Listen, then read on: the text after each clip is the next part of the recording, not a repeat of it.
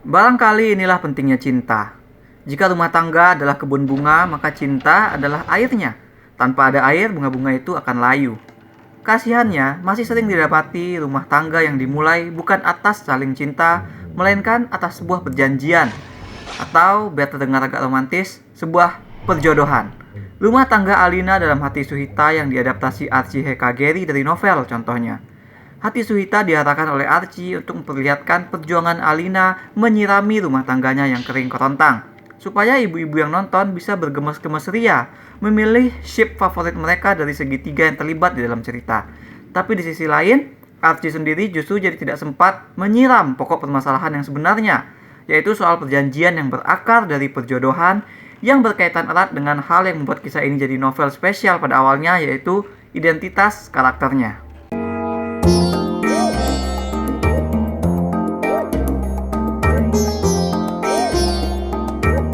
Alina Suhita sejak kecil sudah dijodohkan sama anak pemilik pesantren besar tempatnya menimba ilmu.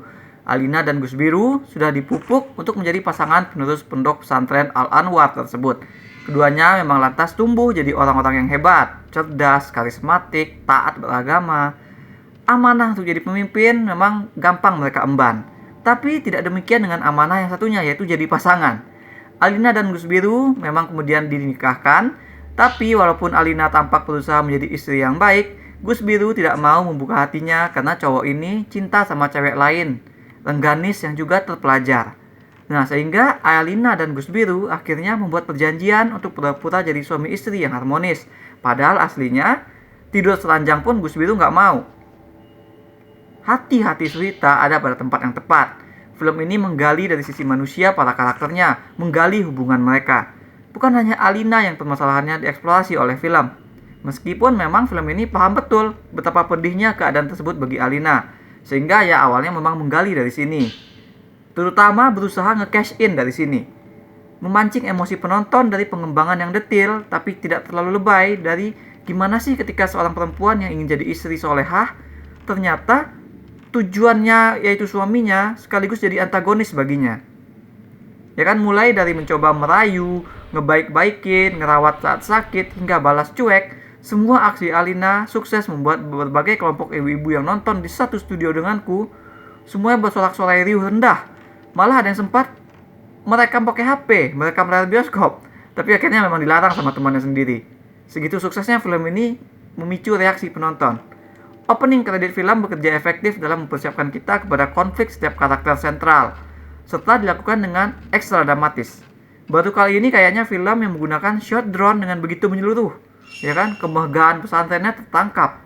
Konflik 3 karakter sentral sekaligus berhasil terlandaskan dengan baik. Yang terluka di sini bukan hanya Alina. Gus Biru yang selama ini aktivis yang memperjuangkan kebebasan juga merasa terkekang karena perjodohan.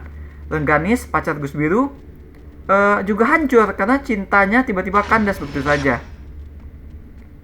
Film mencoba menggali mereka dengan adil. Tidak ada yang dibikin totally jahat banget, tidak ada juga yang dibikin terlalu pasrah. Ya kan? Di balik Gus Biru yang dingin kepada Alina, karakter ini memang harus dibikin super cuek dulu supaya nanti bisa dilihat ada developmentnya di akhir. Kita juga dikasih lihat gimana dekatnya dia dengan Rengganis, bahwa keduanya itu share mutual interest dan connected oleh idea. Aku bisa mengerti gimana dua orang tersebut bisa saling cinta. Film juga memperlihatkan di balik sikap dinginnya yang menyangka Alina mau dijodohkan demi posisi di pesantren, Gus Biru tuh kecantol juga ketika melihat kepintaran Alina, ketika mendengar Alina membaca Al-Quran, ya kan? Hal tersebut memang didesain supaya penonton makin penasaran kemana akhirnya cinta itu berlabuh. Banyak momen didedikasikan film untuk bikin penonton gregetan.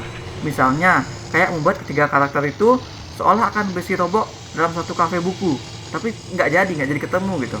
Nah, ditambah pula dengan kehadiran karakter pendukung seperti Desi Ratnasari yang comeback jadi mertua Alina, ya kan? Dia terus mendorong Alina supaya semakin mesra sama Gus Biru. Nah, film ini semakin memanjakan rasa gemes-gemes penasaran penonton tersebut. Film ini ngebil nikah tapi nggak dijamah sebagai sesuatu yang menyakitkan, membangun usaha Alina yang menunjukkan cintanya kepada Gus Biru sebagai sesuatu yang pedih karena tak berbalas. Juga menampilkan relasi karakter lain untuk menambah serunya masalah hati mereka. Di menjelang akhir malah akan ada sekuen yang clearly mengajak bermain-main ekspektasi penonton terhadap siapa jadian dengan siapa. Ini semua memang bikin penonton menggelinjang. Tapi, film ini seperti meninggalkan banyak konteks yang menyertai karakter-karakternya tersebut. Yaitu konteks dasar pemikirannya, pesantrennya gitu, latar yang membentuk siapa mereka sebenarnya. Itu tidak dibahas, melainkan sebagai kostum saja. Film Hati Suwita kebanyakan hanya berkutat di efek perjodohan terhadap 3 karakter sentral, tapi tidak pernah benar-benar mengembalikan bahasan kepada perjodohannya sendiri. Padahal ini penting. Kenapa? Karena ini berkaitan dengan dari mana mereka berasal, konteks itu gitu. Berarti karakter mereka baru bisa kita selami sepenuhnya ketika konteks ini dihadirkan. Tanpa konteks tersebut, film ini dia jadi kayak cerita perjodohan random aja gitu. Kalaupun tempatnya diganti di perusahaan ya tetap bisa, ya kan? Mari kita buktikan dengan mengganti istilah pesantren dengan perusahaan pada sinopsis tadi. Alina Suwita sejak kecil sudah dijodohkan sama anak pemilik perusahaan besar tempatnya bekerja. Alina dan Gus Biru sudah dipupuk untuk menjadi pasangan penerus perusahaan yang sangat besar tersebut, ya kan? Cerita jadi generik ketika konteks pesantren sama sekali tidak dibawa. Yang kumaksud adalah pemikiran karakternya, bahwa perjodohan itu kan perintah orang tua mereka yang mereka anggap sebagai amanah, ya kan? Karena mereka berpikir dari dasar agama. Bagaimana di mata Alina menjadi istri yang baik itu adalah istri yang taat suami. Sementara di mata Gus Biru, yang taat agama itu adalah menghormati perempuan dengan tidak menodainya. Cerita Hati Suwita yang bersetting di pesantren itu harusnya bisa lebih kompleks lagi ketimbang yang actually kita tonton. Ketimbang tentang orang yang berusaha bikin orang yang cinta menjadi cinta doang gitu. Jika konteks agama atau pesantren itu digali lebih dalam, maka masalah Alina bakal lebih rumit lagi, bukan sekedar belum pernah disentuh, tapi juga bagaimana dia tuh merasa bahwa dia tuh telah ngikutin perintah agama, ngurusin keluarga dan nurutin kata suami, tapi ternyata itu belum cukup bagi dirinya. Dia ngerasa kosong, ya kan? Nah, masalah Gus Biru terhadap perjodohan bakal lebih berlapis lagi, karena ini juga menyangkut perintah orang tua dan bagaimana dia selama ini nggak cocok dengan ayahnya. Bagaimana dia yang menolak menggauli istri itu ternyata bisa jadi bukan karena dia tidak cinta, melainkan ya karena perlawanannya terhadap sang ayah. Dan si Rengganis, mestinya dia yang paling pedih di sini, karena yang bentuk cinta yang harus ia jalani adalah mengikhlaskan. Perjalanannya sebenarnya lebih dramatis jika konteks identitas mereka diperkuat. Lingkungan pesantren juga seharusnya bisa jadi gudang contoh kasus tempat mereka belajar penyadaran masing-masing. Bukan lagi sekedar tempat karakter ini berkarya, tinggal, dan nunjukin kehidupan profesional mereka. Aku pikir itulah juga kenapa delivery para karakter sentral tidak terasa sekonsisten karakter pendukung.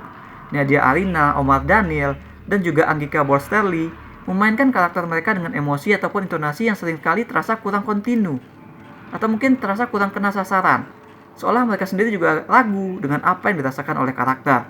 Misalnya ketika dialog di kafe soal menghamili supaya sandiwara mereka tetap terjaga dan permintaan Abah dan Umi terpenuhi.